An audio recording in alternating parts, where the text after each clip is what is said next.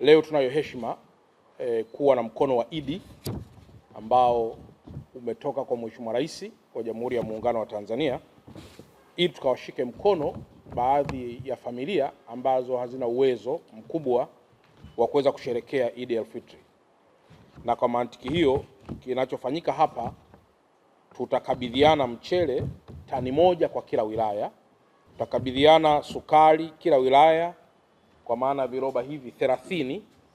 venye kilo 20, lakini mafuta ya kula dumu 10 kwa kila wilaya kwa maana yenye lita 20, mbuzi 6 kwa kila wilaya, sabuni viroba 10 kwa kila wilaya na tende box 3 kwa kila wilaya. Ndugu waandishi wa habari, hiki mnachokiona hapa ni upendo mkubwa wa Mheshimiwa Rais na ambao amekuwa akifanya hivyo mara kwa mara. Mnakumbuka pia mwaka jana tulipata pia mkono huo, lakini anachotuhamasisha ni kwamba sherehe kama hizi zinapofika, zipo familia ambazo hazina uwezo wa kumudu chakula, hazina uwezo wa kumudu mavazi,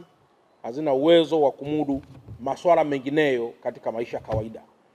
Kwa hiyo anachokifanya ni kutoa tu kielelezo ama kama ishara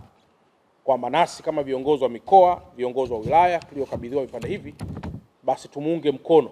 Lakini hii itakuwa ndio spirit yetu kwenye sherehe hizi za Idi, kwenye sherehe za Pasaka na kwenye sherehe zingine zote ambazo zinagusa makundi ambayo hayana uwezo wa kujihimili yenyewe.